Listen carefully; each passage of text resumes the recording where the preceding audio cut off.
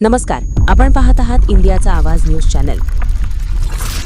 बेफिकीर प्रशासनाचा बळी, 6 वर्षांच्या चिमुकल्याचा पाण्याने भरलेल्या खड्ड्यात मृत्यू. कोल्हापूर शहरातील जवाहरनगर सरनाईक वसाहत परिसरात घडलेली घटना केवळ अपघात नसून प्रशासनाच्या निष्काळजीपणाचा थरकाप उडवणारा नमुना ठरत आहे. अनेक वर्षांपासून उघडा आणि पाण्याने भरलेला खड्डा अखेर 6 वर्षांच्या निष्पाप बालकाच्या जीवावर बेतला. इजान अक्रम बारगीर वय 6 हा चिमुकला काल दुपारी घरासमोर खेळत होता.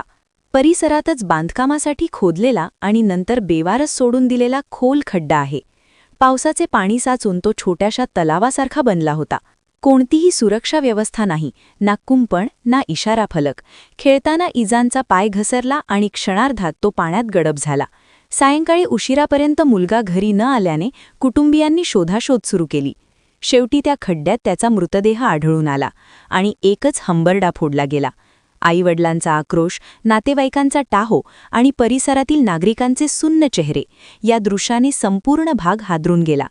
मुलाला तातडीने छत्रपती प्रमिलाराजे रुग्णालय CPR येथे नेण्यात आले. मात्र डॉक्टरांनी उपचारांपूर्वीच मृत घोषित केले. एका निष्पाप जीवाची जीवनयात्रा प्रशासनाच्या हलगर्जीपणामुळे थांबली.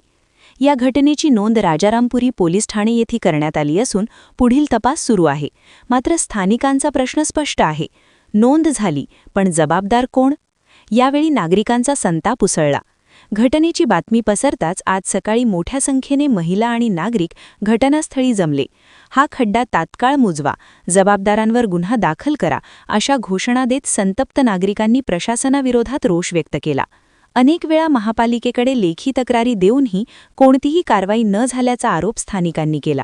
महापौरांचे पती संग्रामसिंग निकम, नगरसेवक नियाज खान, प्रसाद उगवे, इस्माईल बागवान तसेच सामाजिक कार्यकर्ते फिरोज मुजावर यांनी घटनास्थळी भेट देत जमाव शांत करण्याचा प्रयत्न केला.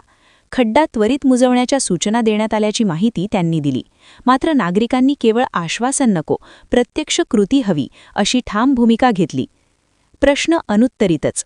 हा खड्डा अनेक वर्ष उघडाच का ठेवण्यात आला?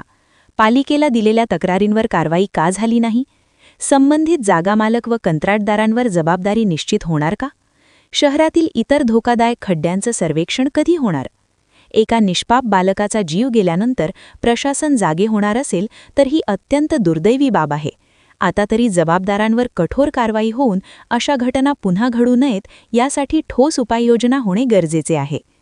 इजानच्या मृत्यूने सरनाईक वसाहतीत शोककळा पसरली असली तरी त्याच्या निष्पाप जीवाची किंमत केवळ सहानुभूतीपुरती मर्यादित राहू नये अशीच अपेक्षा नागरिक व्यक्त करत आहेत. अशाच ताज्या आणि विश्वसनीय बातम्यांसाठी आपण पाहत रहा इंडियाचा आवाज न्यूज चॅनल. लाईक करा, सबस्क्राईब करा आणि शेअर करायला विसरू नका.